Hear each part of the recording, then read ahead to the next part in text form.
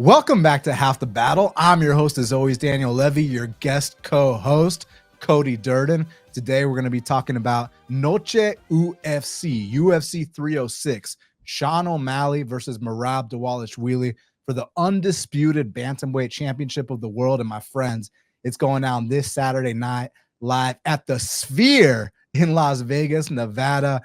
Dana White's dropped $22 million on production, and you got two freaks of nature in the main event with Merab and Sean. So, my friends, without further ado, let's get down to business.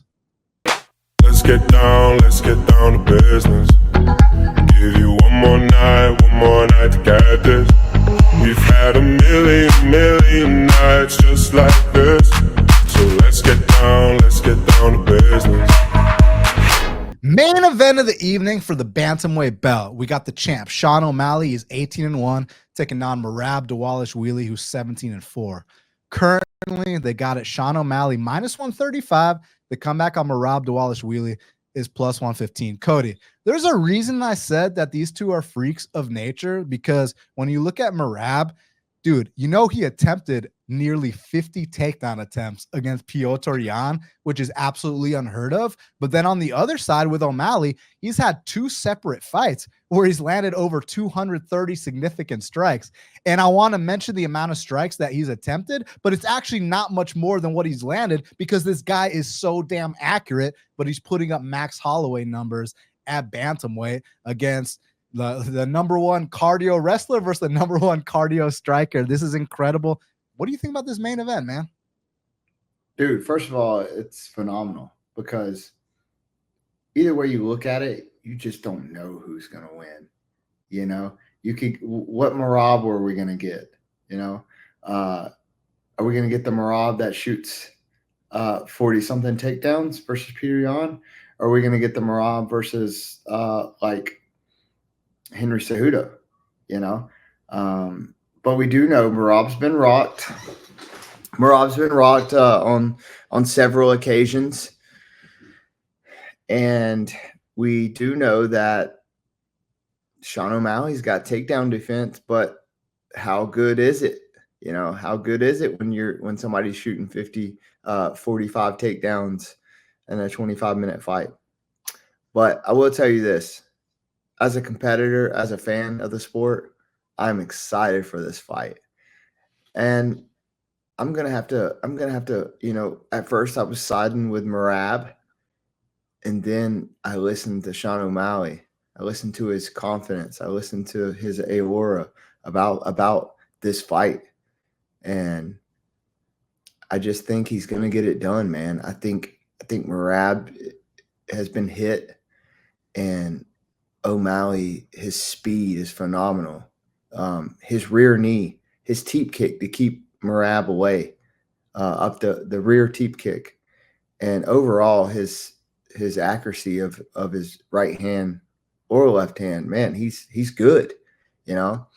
And that's the thing. Like, people say Sean O'Malley's been spoon fed, but no, every time he's stepped up, every time he's in the cage, he's stepped up to the occasion, bro. I mean, it's hard to knock. How many knockouts does he have? 7 knockouts? A good bit. Yeah, that's hard, bro. That's hard to get. And, man, he's so good from the outside.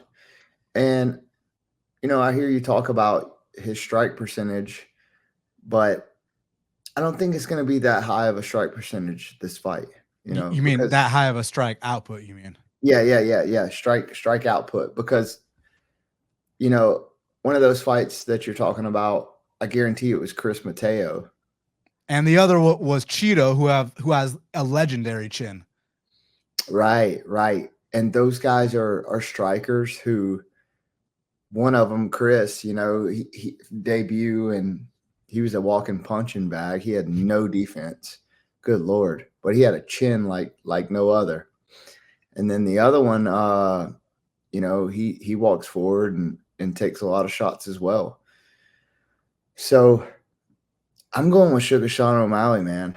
I mean, I just don't know why I'm going with Sugar Sean, but I have a feeling that he's going to get it done. You know, Via knockout. via knockout. Okay, so I'm glad you brought up the front kicks because it's not just a traditional teep. He's got like this snap kick, and the way he maintains his range is so great.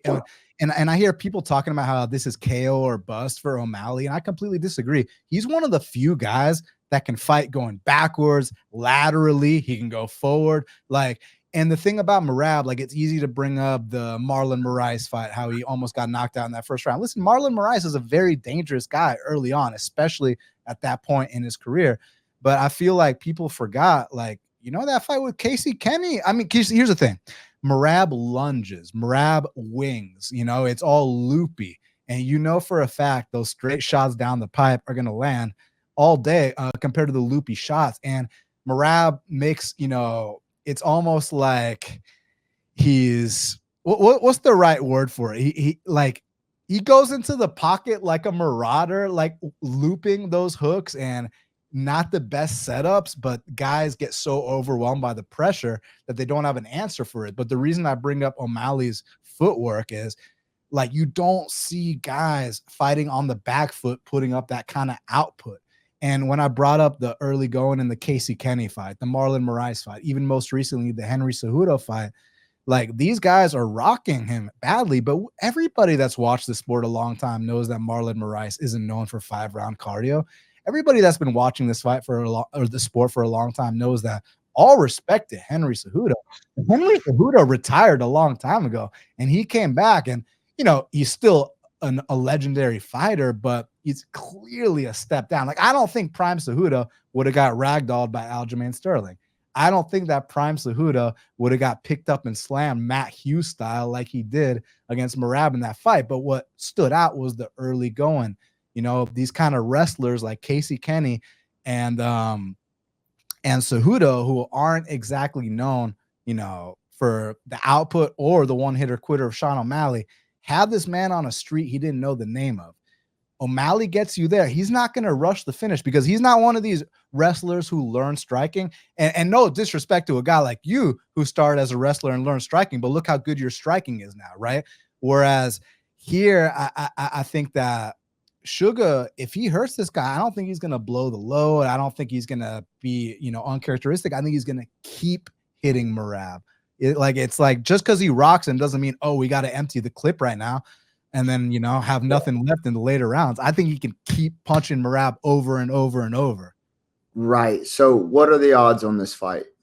So thank you for asking, because I normally mention that first. It's O'Malley minus 135, and the comeback on Merab is plus 115. So it's slightly more than a pick 'em with a lean on O'Malley. Yeah.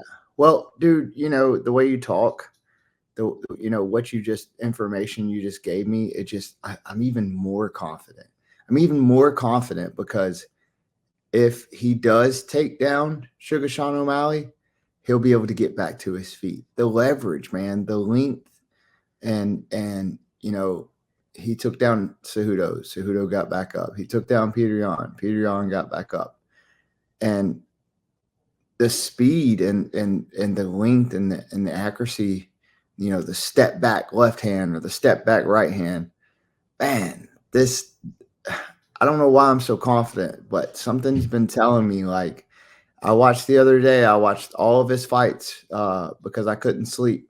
And I was like, you know what? I'm just going to watch this countdown, the journey of UFC Sean O'Malley. I'm like, it made me realize, like, dude, this is one of the best strikers in the UFC. The fluidity of the stance changing is just insane.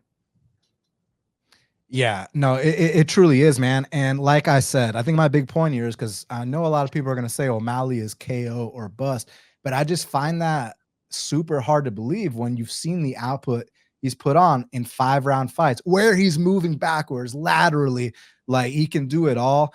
And then with Merab, the adversity he's overcome in some of these other fights are great, but they're not against strikers on the level of O'Malley. But then you got to obviously be concerned about, okay, but what if Merab is able to not necessarily weather a storm, but close the distance? Because this fight comes down to the distance that is played at. I mean, up against the cage, I favor Merab. And can Merab start to kind of Not because I don't think that. I think the O'Malley cardio concerns and all that's fake news. But what I do think is a realistic talking point is I don't care how good your cardio is. When you defend 50 takedown attempts, like you're gonna fatigue. That's just the bottom line. So can Merab make it that kind of fight is the big question. And then the other thing about O'Malley's ground game being suspect, that's also bullshit. I mean, this guy is a brown belt under Augusto Tanquinho Mendez. You don't just get a brown belt under a guy like that if you suck. That's the bottom line. Also, like, if his ground game was such a liability, wouldn't Peter Yan and Aljamain Sterling have exposed that? And I know people are going to say, oh, Aljamain got forced and pressured into taking that fight. And then, and before I even say what I'm about to say next, look at my boy Cody Durden here that took a fight on 4 days' notice on Labor Day week when he was drinking on Monday, and then took the fight the very next on Sunday, drinking on Sunday night. Yeah, drinking on Sunday night. I was in bed all day Monday with a hangover. Yeah, you're hungover on Monday, and then you get the call on Tuesday. Did you hesitate? Did you were like, oh, let me ask my coach? Oh, let me no, you were like, fuck yeah, let's go. You've wanted that fight against Schnell for years, but you got it under less than ideal circumstances, but you still took it. And that was, I thought you should have got a fight of the night for Jake Hadley. I thought you should have got a fight of the night for Bruno, but this time your hard work paid off. So you love to see it, but that was a fight of the night too, believe it or not. When Hunter Campbell is cage side, he wasn't there at the beginning of the fight. And I was like, hey, Hunter, I want to meet you. I want to shake your hand. That was a hell of a fight. He said, listen, I was in the back watching this fight, and I knew one of you guys were going to go down. So I had to come out here for the second round, and that's why I'm sitting right here. Good fight, man. Way to go. And, we talked after the fight, and if you don't know who Hunter Campbell is, like, he's the decision maker. He's the Dana White. There's two main guys, Hunter Campbell, Dana White, and those two guys are the man. And, he said that was a crazy fight. But going back watching it, man, we were swinging for the fences. Golly. And, well, dude, it's funny. It's funny not to cut you off, but like, a lot of people like slid into my DMs asking like, is Cody going to wrestle and this and that? And I don't give away your game plans, but like you and I didn't talk about a game plan, but like I just said what I thought was going to happen, which was, dude, Cody ain't coming to wrestle. Cody's coming to chin hunt. So I predicted you'd knock him out. But when I saw him take a shot on you, I never predicted the possibility of him actually shooting on you. That sprawl was beautiful. The choke was on point.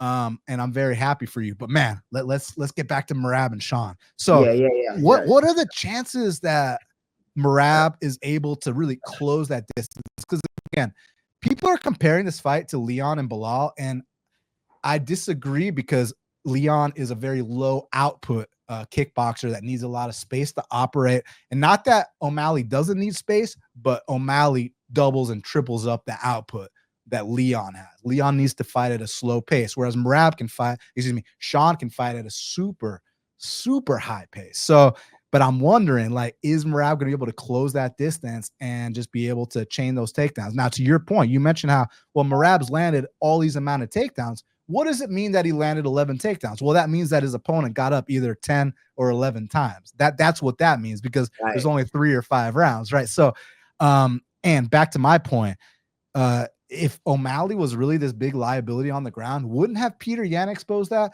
And it was actually O'Malley that went for an Uma Plata sweep against Peter Yan. I don't know if you remember that. And then against Aljo.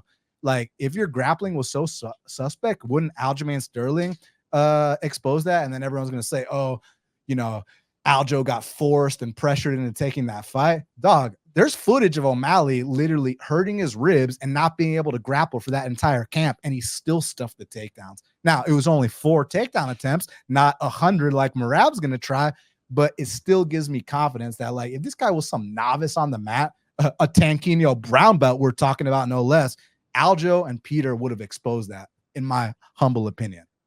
One thing I think you're not seeing, or you're not recognizing, is the confidence that Sean O'Malley's bringing into this fight rather than the confidence that he had with the Aljo fight. That's a big difference when you have no uncertainty going into that cage, and your confidence.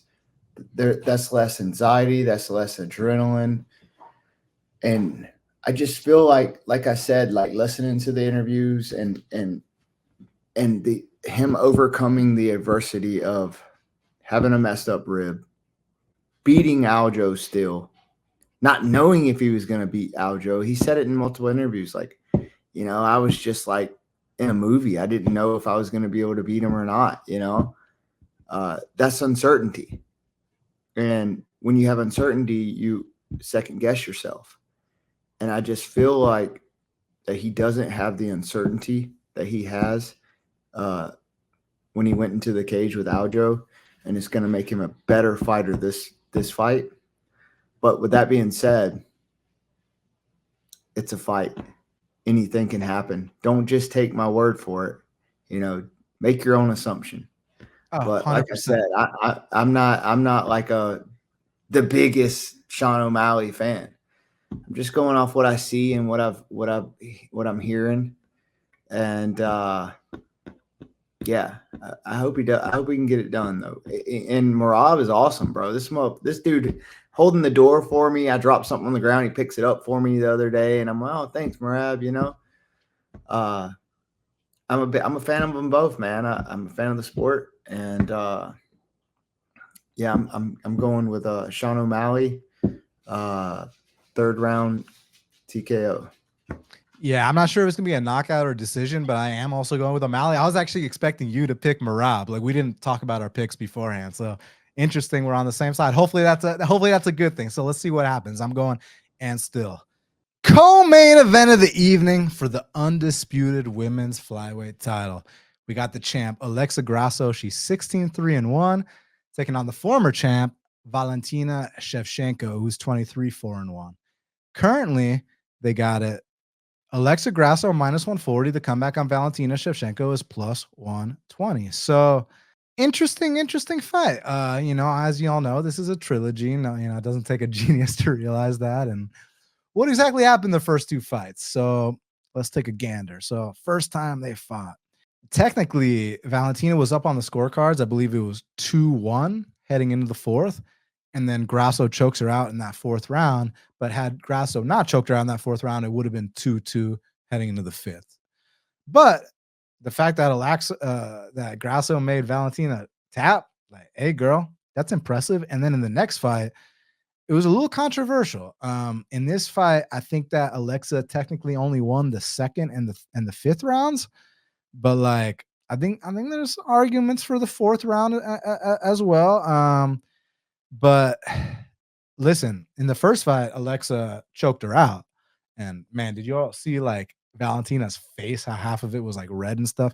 And then in the second fight, she dropped her in the second round and like even made her do like a backwards roll, like a backwards somersault, man. And the second one, you can make the argument that Valentina arguably won, but how they kind of match up here with the third one is that how many times can Valentina have truly, have the opportunity to win this matchup? Like I felt like those first two fights were the perfect scenario. She was winning the first one, although it would have been 2-2 heading into the fifth had the choke not happened. And a lot of people thought she won the second one, but the thing about it is I haven't seen the evolution from Valentina. From what I see from Valentina is a check right hook, a spin, a judo throw. You know what I'm saying? Like, and she's gotten the better of the top control and the grappling exchanges, minus that rear naked choke. But in terms of just like being on top and kind of grinding out, Valentina's done the better there. But Alexa Grasso a lot faster with her hands and more volume. And Shevchenko's style to kind of sit back and wait and counter. I just feel like she hasn't evolved that much. And if she was going to beat Grasso, she would have done it the first two times. But now you don't see long reigning champions coming back and winning back their belts. And I just don't think it's going to happen here. I think she had her chance the first two times, but now I think that Grasso is going to make the bigger improvements. And I don't know exactly where the fight takes place, but I think on the feet, Grasso's got more volume, more power as well. I mean, you saw her drop her before, and more finishing upside on the mat. The place I'm worried is about her getting taken down and grinded out, or if they kind of just sit back and kind of wait and stare at each other, those kind of fights favor Valentina. But overall, I think that history favors Alexa Grasso here. And for that reason, I'm picking her. Featured bout in the featherweight division. We got Brian T-City Ortega. He's 16-3, taking on Diego Lopes, who's 25-6. Currently, they got it. Diego Lopes minus 170. The comeback on Ortega's plus 145. So listen, man, this Diego Lopes kid, you saw the picture of you photoshopped on the South Park guy with the big balls.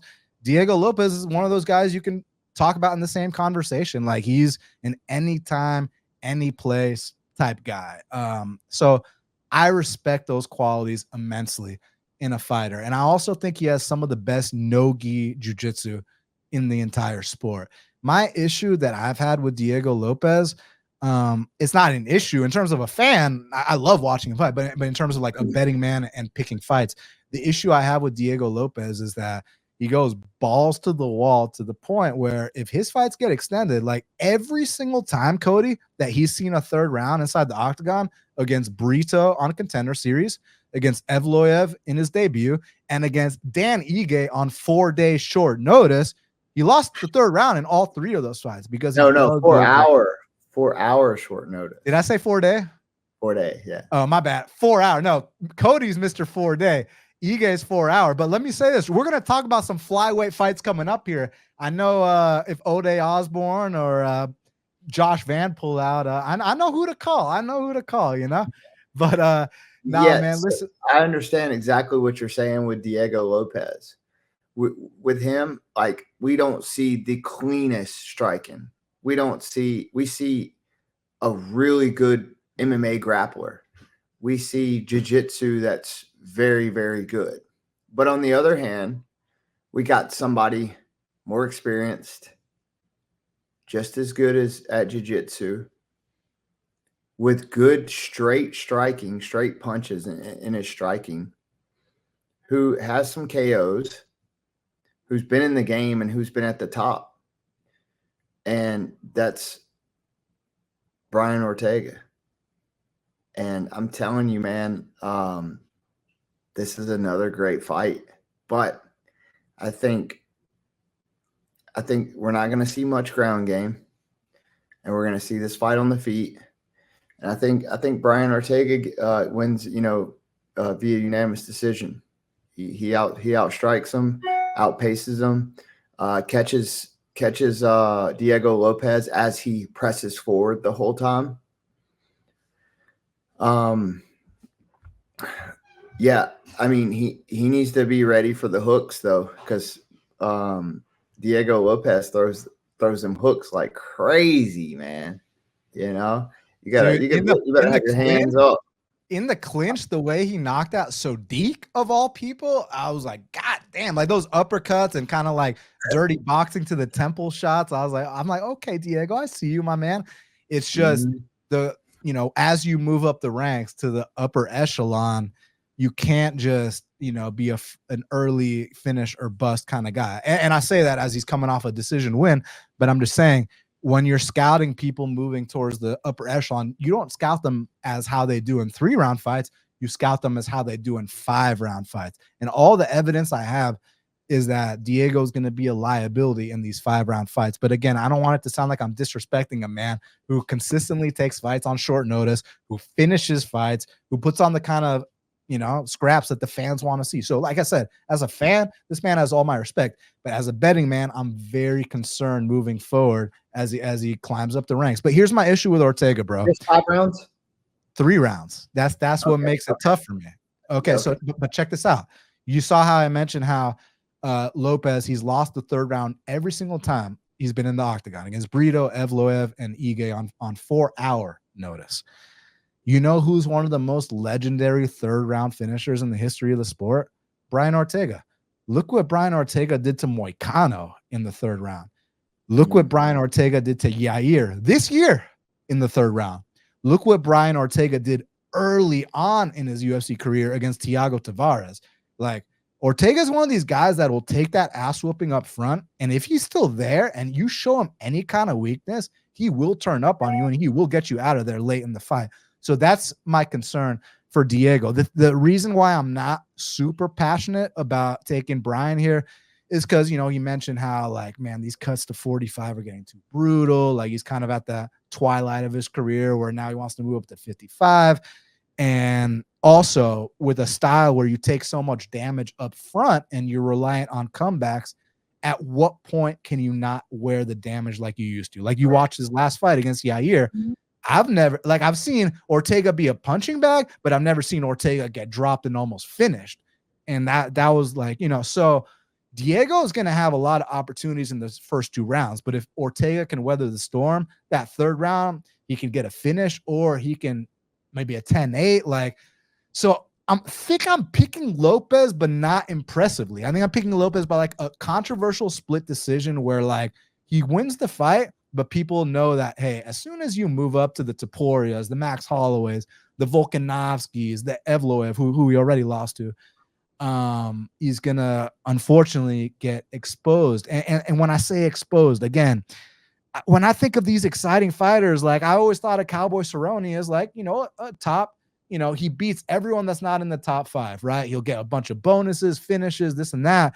But when you move up the ranks, I just don't think he's on that level. And I view Diego in the same light. But again, I'm not one to put a ceiling on someone. I'll be very happy for him if he surpasses my expectations. But as a picker and a betting man, I do set my caps and my ceilings on how far I think fighters can go. So yeah, this is a tough one. Like, give me Patty Pimblett versus Diego Lopes at 55. Oh yeah, this is 50. Patty's 55, ain't he? Yeah. Yeah, never mind. But it sounded good though, didn't it? Oh shit, who you got in that one? That's a fun fight. I know, that's why I want it. Yeah. So okay, so let's get down to it. How do you think Ortega or Lopes wins this fight? And I'm gonna have to take our Ortega via unanimous decision. Damn. So okay. So obviously you think he wins the 3rd round, but you think he gets one of these first 2 as well? I think he can get it done, man. I mean, he's locked in on this guy since 2 fight camps. So, yeah, I think he can get it done.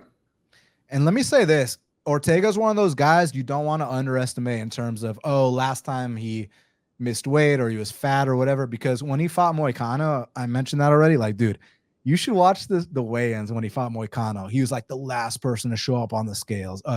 Ortega looks like he's on death's doorstep. Looks like, they might fucking cancel this fight. This guy looks fucking terrible. And then the next day, rehydrates. His hands look better than they've ever looked. And he actually got Moicano, who's a serious black belt, to shoot a sloppy shot on him, and he guillotined him. I was like, okay, Brian. Exactly. Yeah. Moicano's a dog, bro. His jiu-jitsu, his ground game is amazing. And, to get that submission's big. Yeah, I'm just worried about him kind of being on the twilight where, like, the damage he used to be able to take, I'm not sure. At some point, the wheels are going to fall off. And you have to be able to predict it before it happens. Because let's say he goes out there and gets starched this fight. Then the next fight, all of a sudden, the word's already out that, hey, the durability might be gone. But like I said, man, I'm rooting for Ortega here, man. I love Ortega, a legendary 3rd round finisher. I'm just worried those first 2 rounds that Diego might just skirt by, because Ortega does get hit a lot in fights, and this dude Diego comes out like a bat out of hell. And if you have an off night against a guy like Diego Lopes, he will go out there and finish you. But you extend this man into deep waters, and that's where I got big concerns. So you're going Ortega. I'm going Lopes, not confidently at all. Like I said, I think it's going to be 10 push-ups. Hey, but last time we did a push-up bet, you didn't pay up. No, I did my push-ups. All right, I'll pretend you did, but we'll shake on it. No, I do. Seriously, I do 5 sets of push-ups every single night, bro. I was at a fight camp, and I do my push-ups no matter what every single night. No, I believe you. Hey, but let's up the stakes.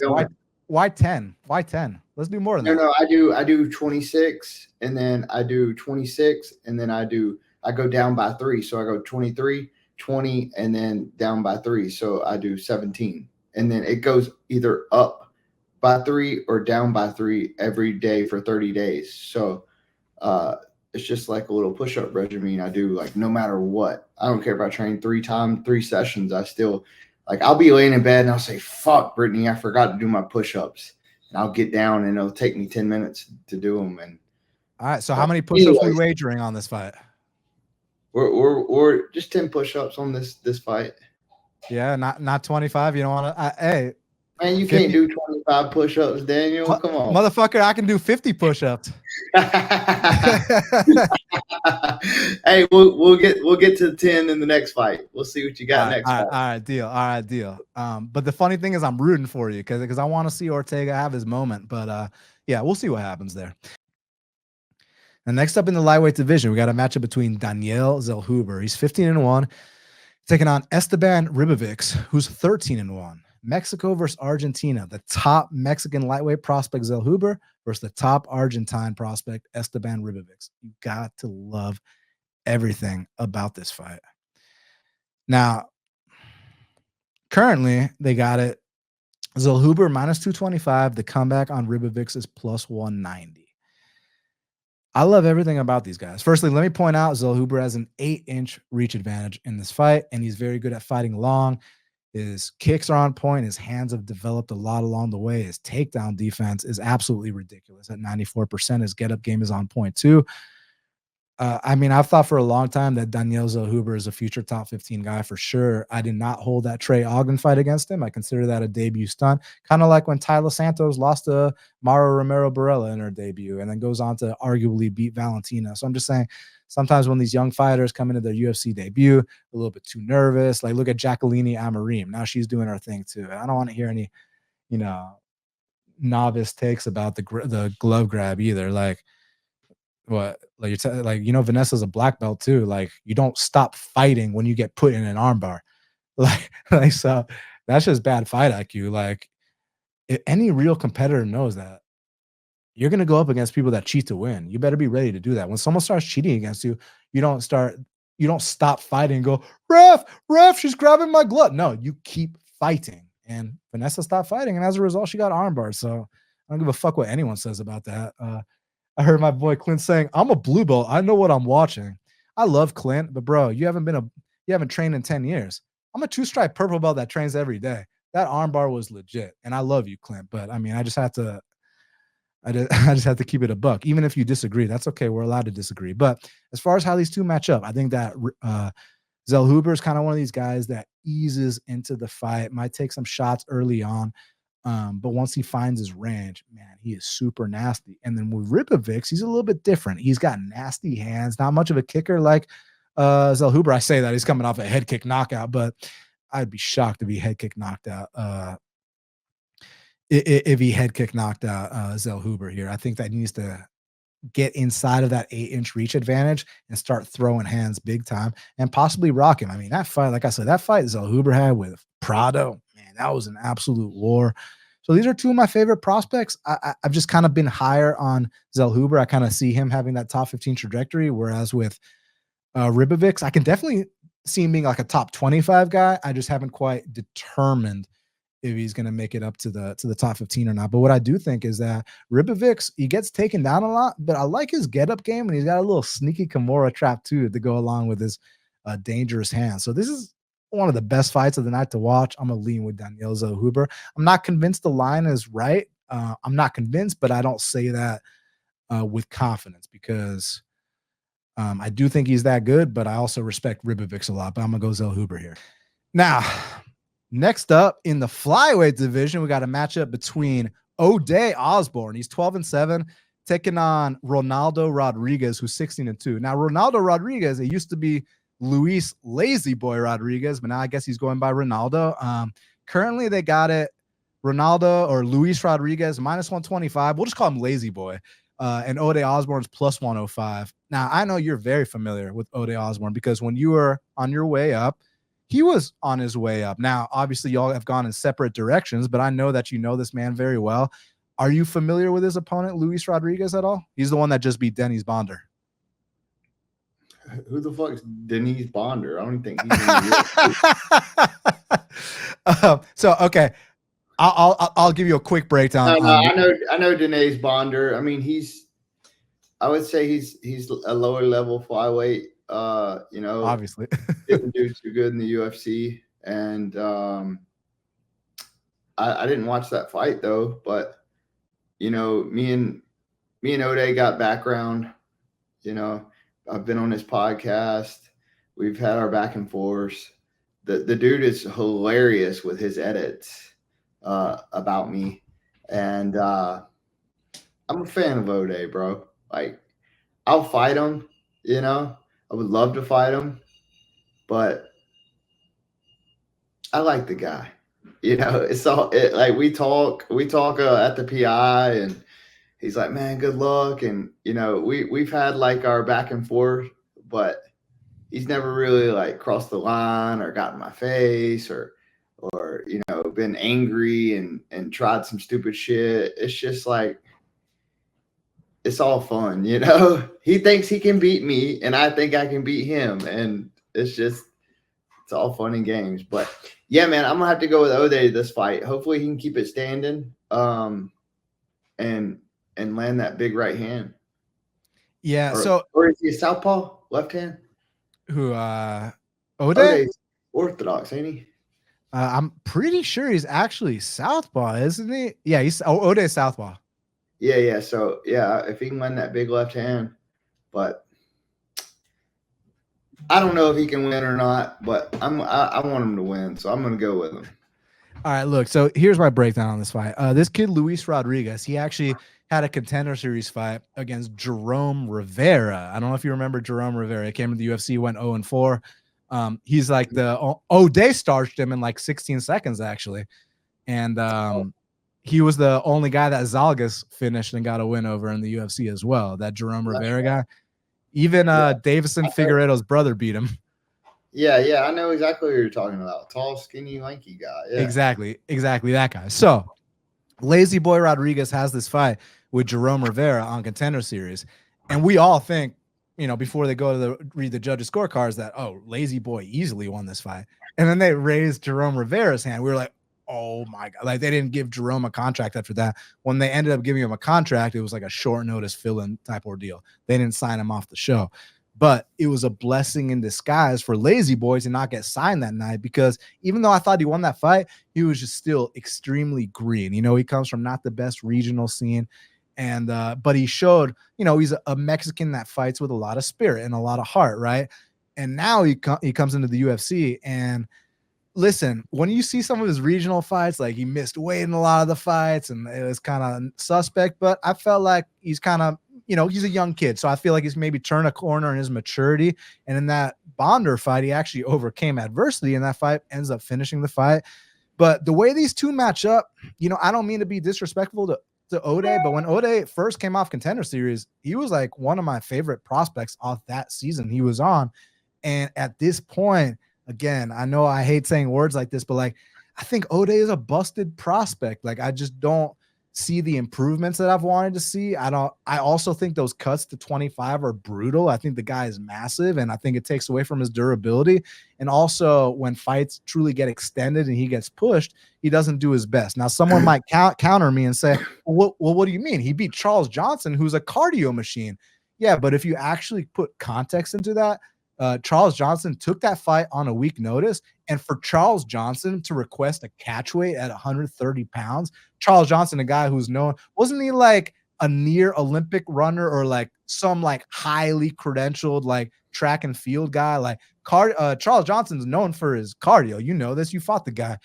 And like Ode was like winning the later rounds against Charles, but I think that was more so due to, apparently Charles came from like Thailand like a couple days before the fight, completely jet lagged, needed 130-pound catch weight. It wasn't the Charles that fought you. It wasn't the Charles that fought Joshua Van, but credit to Ode for still getting it done.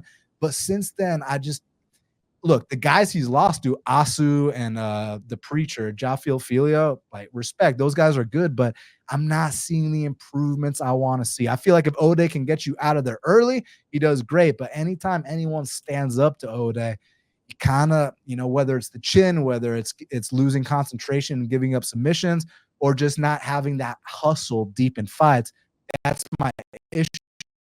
So Lazy Boy Rodriguez, super green, But I think if they bang in the pocket, he's got more durability. He's got faster hands.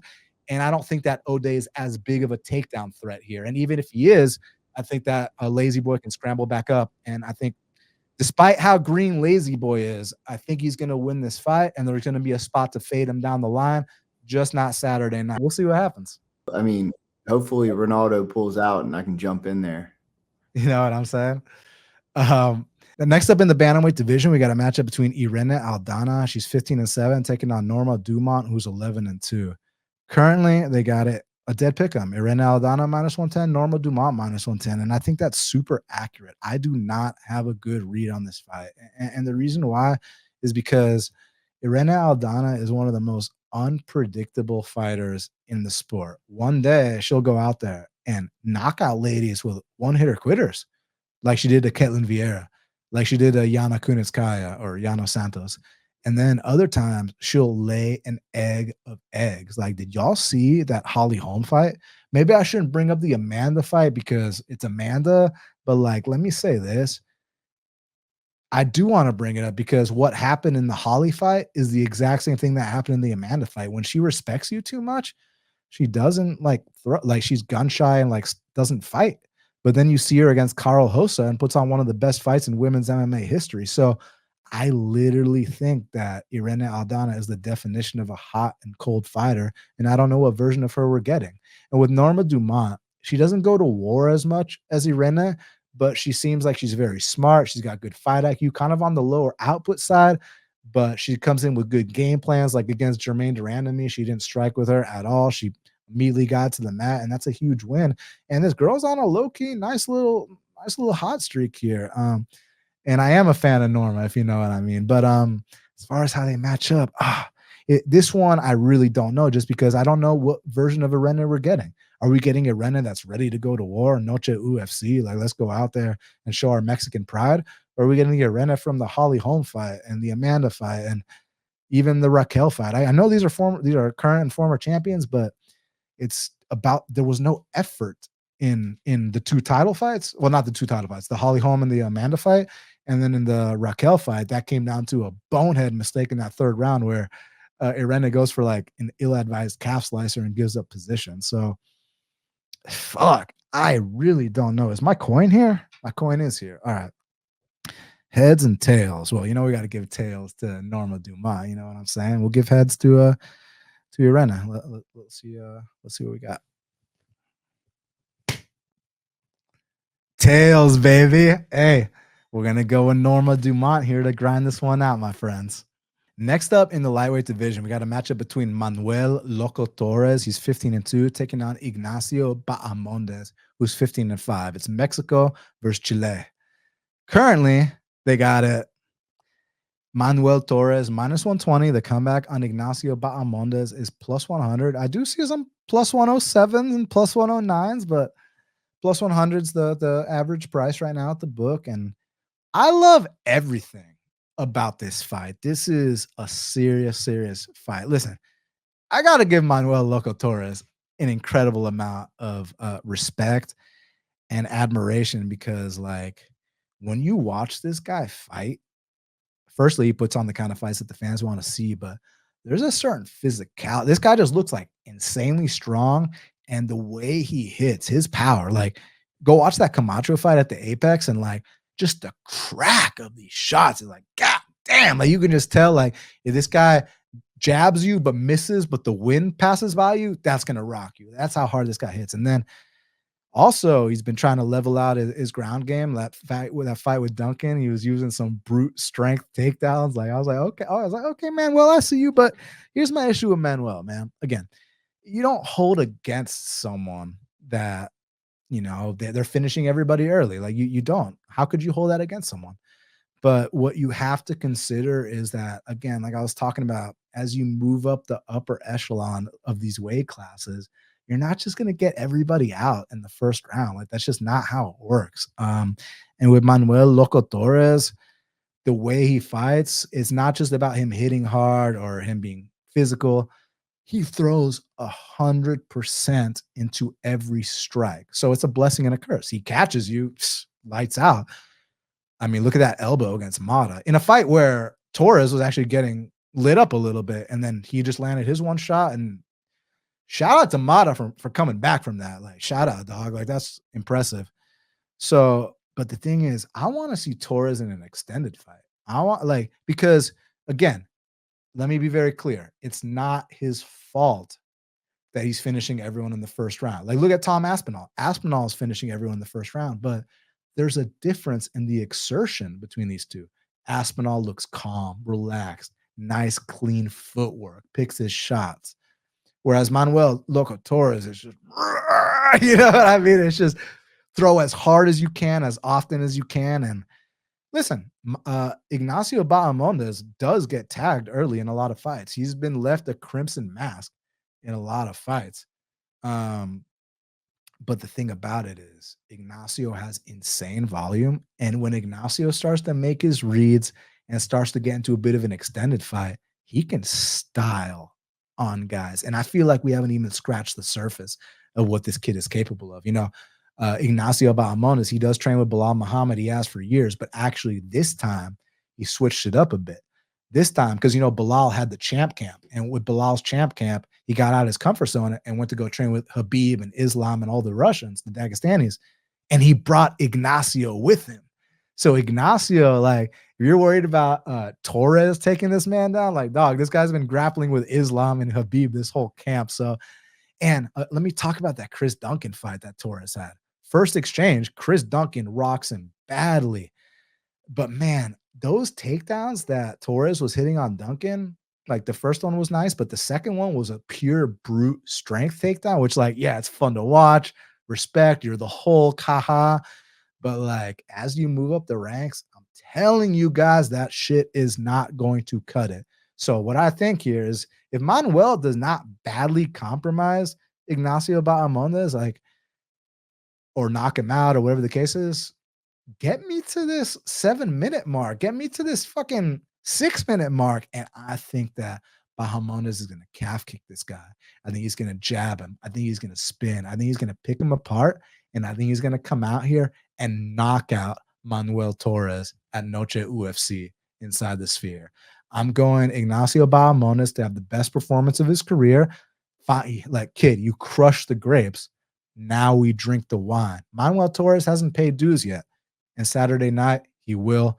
I'm going Ignacio Bahamondes, and I am absolutely considering a bet at dog odds. So please weather this early storm for me. I know I'm going to be sweating early, but you get me extended, and I know Manuel can't maintain that pace. It's just physically impossible to sustain how hard this man throws for 3 rounds. Like, it's, yeah, bro. If he does it, I'm willing to be proven wrong, of course. I'll be wrong many, many more times. You guys know this, but yeah, I got Ignacio here. Now, next up in the strawweight division, we got a matchup between Jasmine Iaregui. She's 11-1, taking on Ketlen Souza, who's 14-4. Currently, they got it. Jasmine Iaregui minus 455. The comeback on Ketlen Souza is plus 355.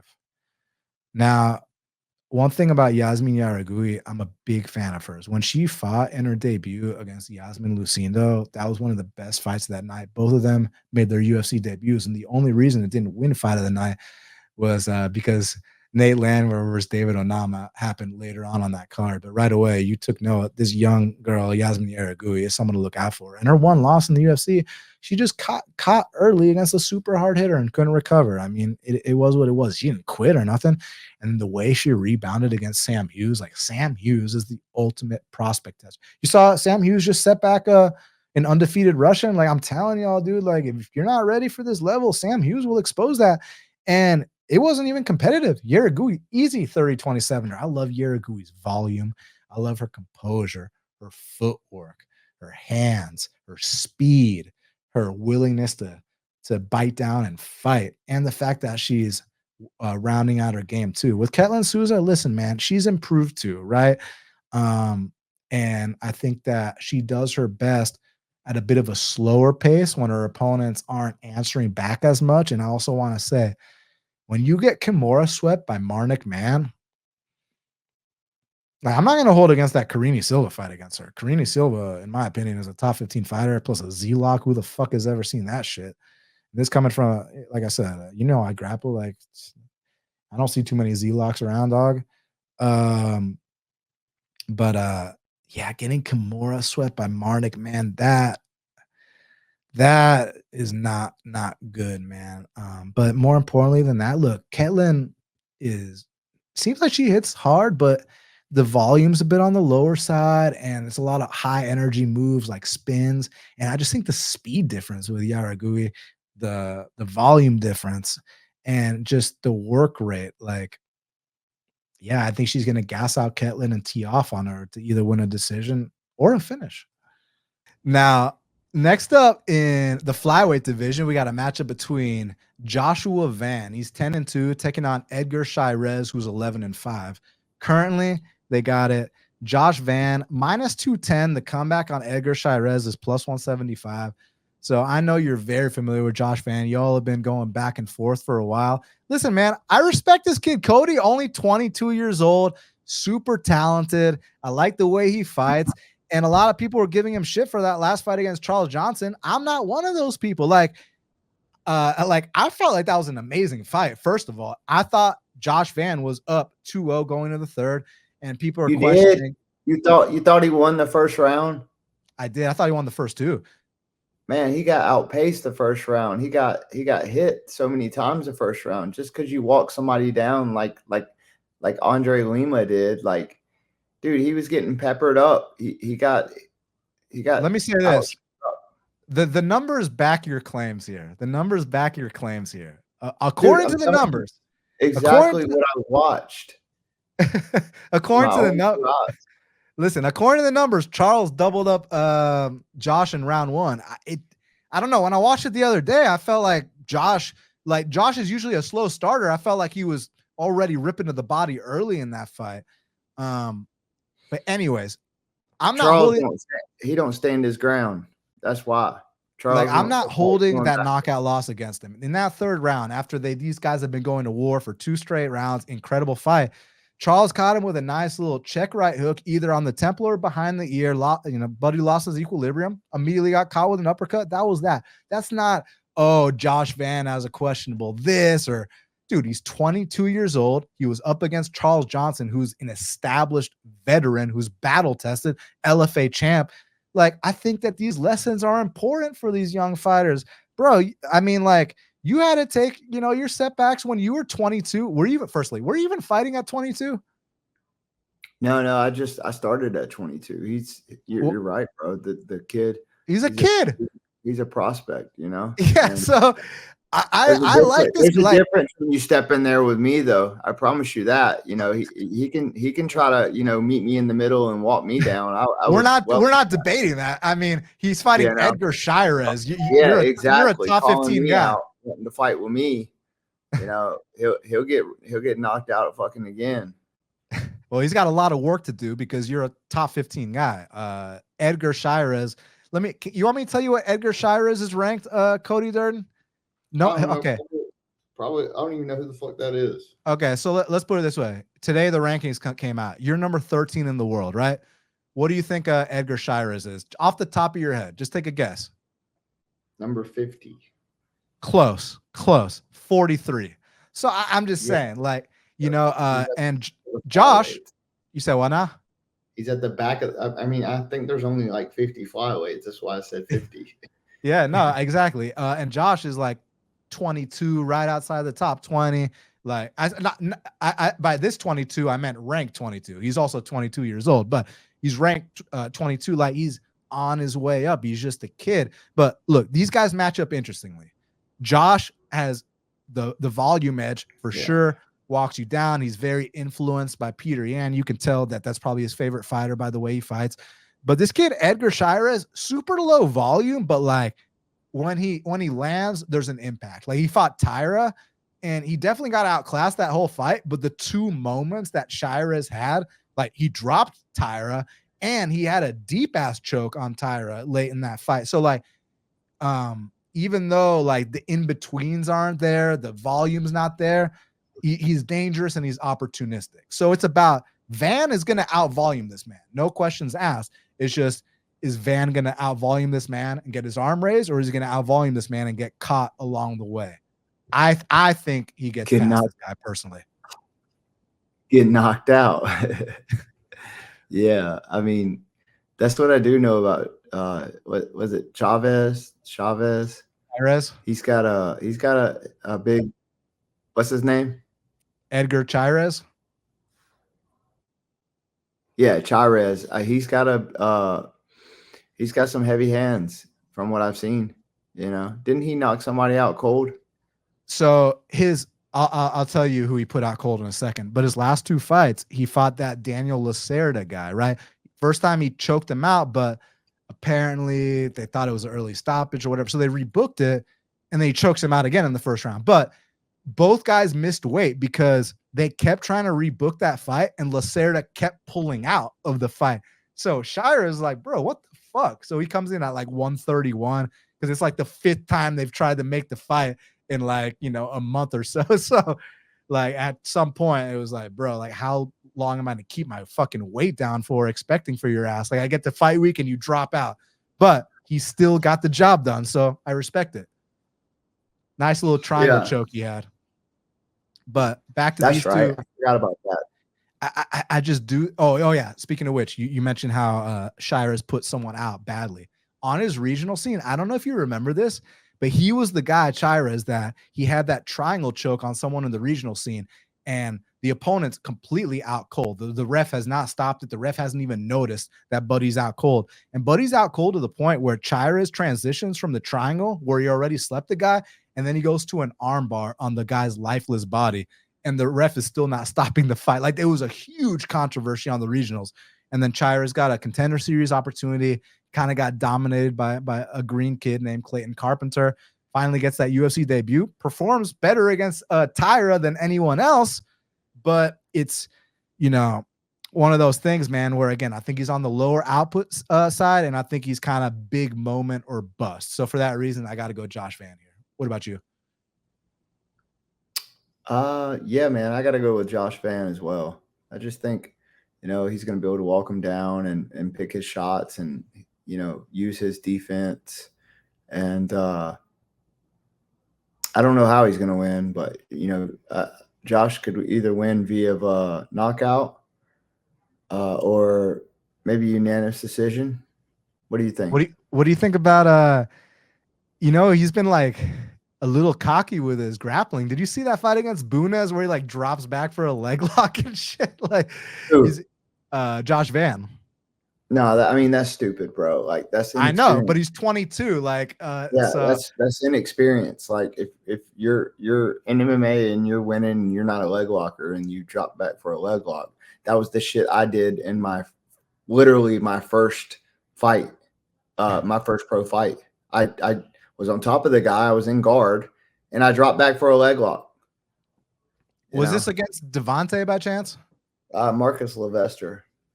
Oh, I remember that name. So wait, you were Devontae Sewell's debut opponent. He wasn't your debut opponent. I'm not sure. No, yeah. Devontae made his debut against you, which I'd like to see guys take debuts against like fucking guys with losing records. Like, so shout out Devontae for that. But yeah, man. One last thing I want to say about Chairez. I got to give him credit. If you see his physique transformation fight by fight, the guy's looking in better shape every single fight. So let's just leave it at that. But now, last but not least, before I get you out of here, my man, kicking off the card in the bantamweight division, we got Raul Rosas Jr. He's 9-1, taking on Qileng Aori, who's 25-11, the Mongolian murderer. Does he still go by that by chance? He sure does. Yeah. And currently, they got it. Listen to this. Raul Rosas Jr. minus 800. The comeback on Aori is plus 550. Now, Cody, if you were able to bet, because you're not able to bet, but if you were, would you drop a 1.6K to win $200 on Raul Rosas here? No, but I would for second round submission. What is that? That's a good question. Let's find out what second round submission is. Why not first?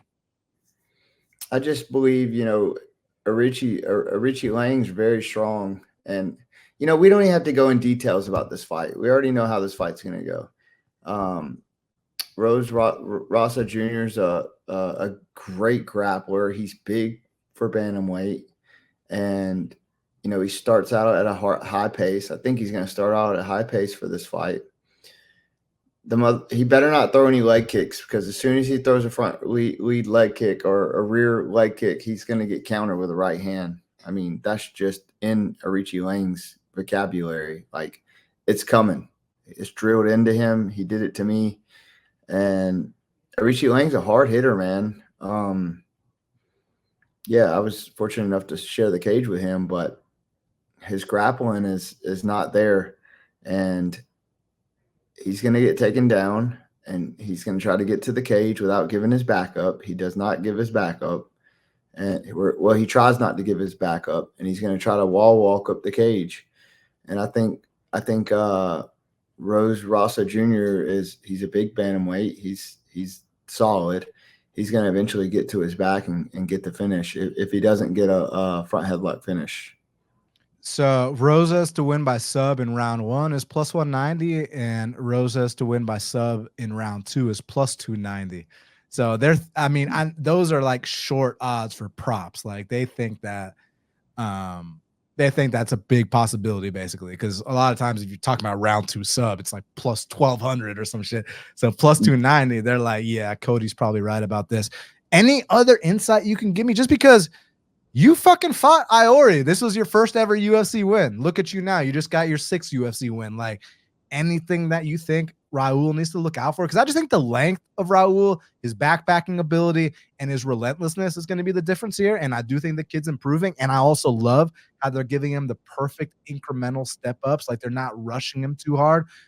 Is there anything else you think he needs to look out for? Because look at Iori's best. Like, he's seasoned, he hits hard, he's experienced. Like, I like Aori. It's just when I look at your fight with Aori, right? And then I watch y'all subsequent fights. You've gone all the way. You're number 13 in the world now. He's not, kind of just stayed the same guy this entire time. What do you think he can bring to the table here against Raul? Well, first of all, he needs to stop the takedowns. And that's what Rosa Jr. is very good at. The odds on this fight don't lie.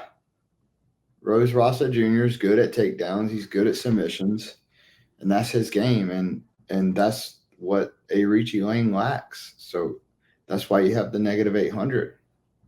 Yes, sir. Well, Cody, I want to thank you for taking the time to speak with me right here, right now on Half the Battle. All the fans, make sure you follow Cody at Cody_Durden on all platforms. And shout out for having some of the biggest balls in the UFC, man. I'm proud to be your friend, and I'm a fan as well, because look at the way you fight. And real quick, like, when you went out there with Schnell, like, what was your thought process? Like, I'm just going to swing until this man falls, because you just went right after him in a way where it was apparent that, like, because when we talked about the fight early on, I said to you, this is exactly what I said to you. I said, no matter how bad things get, you always have a chance in this fight. And he rocked you early on in the fight, and you still always had a chance. So was it kind of in the back of your head, like, no matter what happens, just keep trucking. And you started getting those reactions. You started hitting him with some shots where he started looking away. Eventually, you took a desperate shot. What was kind of your analysis of what went down in there? I'm definitely a better fighter than what I showed in the striking. It's 4-day notice.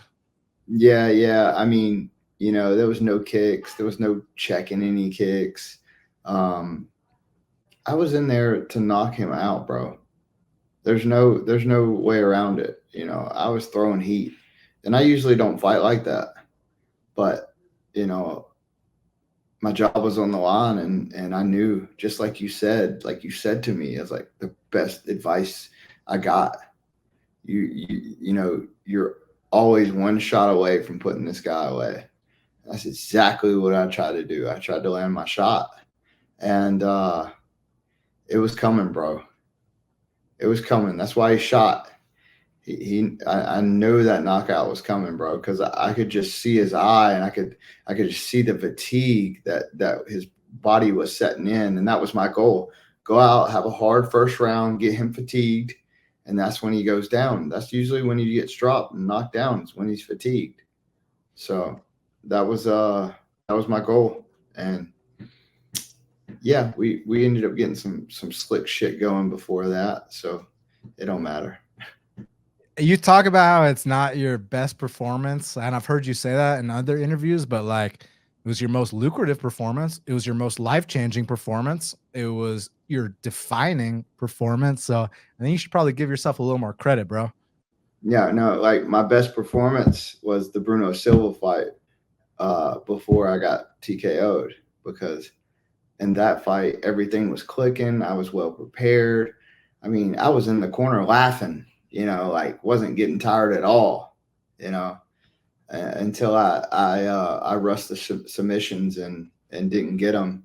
So I definitely learned from the Bruno Silva fight in this fight, because if I wouldn't have got that ninja choke, I was going to cut him and let him back up to the feet.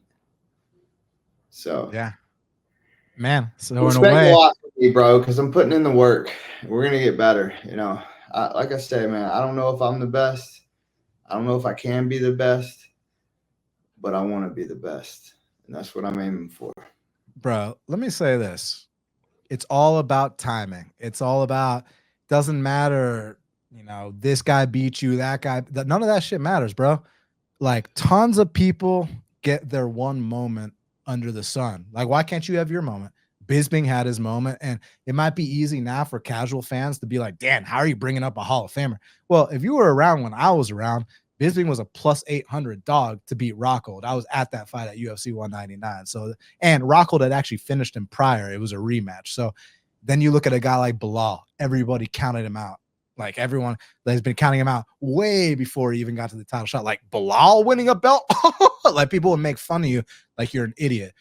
Jamal Hill. No one saw him coming out there and getting a belt except me. But, so I'm just saying like, bro, like, look at Urseg. He didn't win a belt, but he fought for a belt, and you have twice the amount of UFC wins as Urseg. So all I'm trying to say is like, it's all about timing, and I would not write off the possibility, especially in a division like flyweight, of you getting your opportunity. It's like I said, one guy drops out, one big win, like anything is possible. So it's not about being the best. It's about being the best on that one night.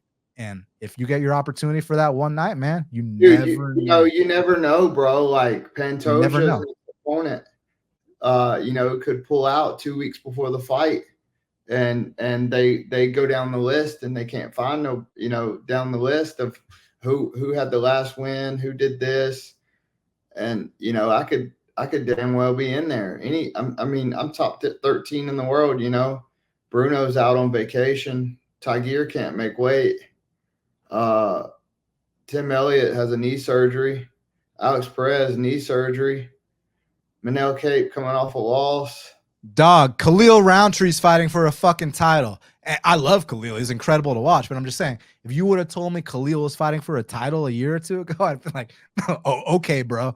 So I'm just saying. Yeah, coming off a drug test failed. And a drug test failed. Anything is possible. So always keep the faith. So, again, not to give a ranked fighter advice, but it's not about, are you the best or not the best? It's all about, can you get your opportunity and take advantage of it? Just be champ for one night.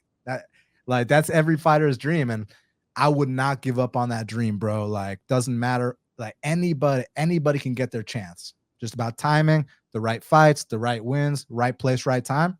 I would not write off the possibility. That's right, buddy. You're the man. You know what I'm saying? But, bro. Yeah, I know exactly what you're saying, Dan. You always give good advice, bro. You're the fucking man. Hey, I appreciate you as always. I'm so happy for you, man. Hey, maybe come to my gym again and show a technique of the week on that sub you hit on him. That was nasty. Yeah. I already thought about that. I said Daniel's gonna ask me to come do the sub. I was like, I already know. Yeah. Well, so, if you're down, let's make it happen. I can't be showing all my secrets, man. I gotta keep a little something in the bag. Yeah. No, well, listen, man. I know everybody's hitting you up now. All of a sudden, everybody wants to be your friend. And let me remind guys, This is not the first time that Cody's taken a fight on 4-day notice. He fought Chris Gutierrez up a weight class on his UFC debut, coming, a week after beating the LFA champion John Sweeney, and you were eating chicken wings, celebrating with beer. You get the call, and you're undefeated in these situations. Like, you keep talking about uncertainty and all these things, bro. The 2 times you took your short notice fights, like, you're undefeated. I've done it more than that, brother. Well, I just mean in UFC. Yeah, 2-day notice for King of Sparta. Fought 3 times in one night, won the belt. Hey, real quick. I know this story, and I know you've told it 100 times, but the fans have no idea about you and Justin Gaethje's relationship and all that. You want to just tell them about how you beat up a bunch of dudes in one night and Gaethje cornered you? Yeah, I went to Colorado on 2-day notice, fought in an 8-man tournament. And my coach, Diego and Douglas Lima at the time, they were fighting that night. So I went out there with my parents and my granddad in 2019. And I met Justin Gaethje in the locker room. After I came back from the first fight, he was like, holy, you know how to fight, bro. You got some hands. I was like, yeah, I'm going to win this whole damn tournament. And he started laughing. And he said, you want me to corner you? I said, dude, it would be an honor. And so he cornered me the second fight and the third fight. And we won all 3 fights and went home with the belt. And then there was another time where I got a call on a Wednesday night to go to Baton Rouge, Louisiana. So me and my wife, we packed up. We went to Baton Rouge, Louisiana, got there Thursday night. I weighed in Friday morning, and it was a boxing match, and I fought the Golden Glove state champion, and I beat him all 4 rounds, won all 4 rounds. And then I've taken, the fight in Tennessee when I had 2 fights in 3 weeks. I had 2 fights in 2 weeks right before the UFC. So just remember, bro, I really do this. I haven't forgotten. I mean, BJ Penn walked so you could run. You know what I'm saying? Like, that was the original anyone, anytime, any place guy. Like, BJ won the belt at 155 pounds in the UFC, right? But, on his regional, he fought Machida at heavyweight and went to like a competitive decision. So I'm just saying, like, it's amazing to see guys still honoring the legends and doing what bad motherfuckers do. So Cody, it's an honor to have you on the show. I'm proud to be your friend, and I'm super happy for your success. Top 15 in the world. Also, send my regards to Brittany. It's incredible. Not only the support that she's had for you your entire career, but the fact that she flew out with you. You didn't have your coaches there, bro. Yeah, you hit up Carl Williams, who happened to be in town because he had just fought, but like, you bring your girl with you in the corner, and she only gave you positive affirmations. She wasn't trying to get in your head about technical advice. Like, she knew exactly what to say, when to say it. So I'm, it's not just, Team Cody. It's Team Durden, Team, Brittany and Cody. So send my regards to her, your kids, man. Proud of you, bro. And here's to a very bright future. Let's go, baby. Yes, sir. We'll Take be care, my back friend. soon. Thank you. Yes, sir. I appreciate you, bro. Take care, man. You know what I'm saying? Now we got to talk about the fight to watch and the fighter to watch. So what is the fight to watch for Noche UFC? Man, I think the fight to watch has to be Daniel Zellhuber versus Esteban Ribovics. I mean, you're talking about the top Mexican lightweight prospect versus top Argentinian prospect, and these two put on the kind of fights that the fans want to see.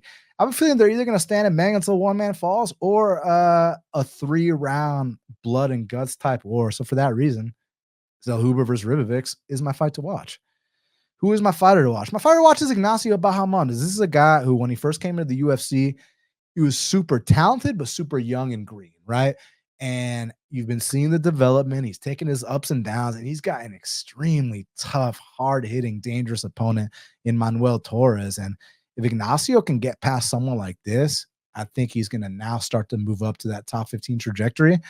And for that reason, he's my fighter to watch. Well, my friends, we did it. It's going down this Saturday night live at the Sphere in Las Vegas, Nevada. Smash the like button for me.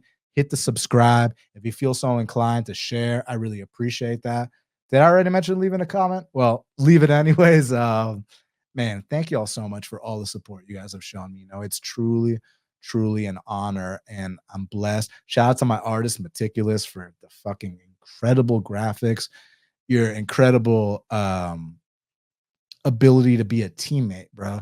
Like, no disrespect to my last artist, you know, a pleasant encounter, not pleasant whatever, you know, like conversations, but like it was always like transactional. I didn't feel like he was like part of my family. Like Meticulous is like all in, bro. Meticulous is part of my team. Like, look at these graphics, look at everything, bro. So all my artwork is credit to him. And anything you guys want to see, you let me know in the comments. So grateful for all of you. I really hope you guys enjoy the fights. Hope you all cash bets. Hope you my boy Weezy said cash tickets like flapjacks or whatever. He makes it sound so effortless when he says it, but point being, until the next time, let's cash these bets.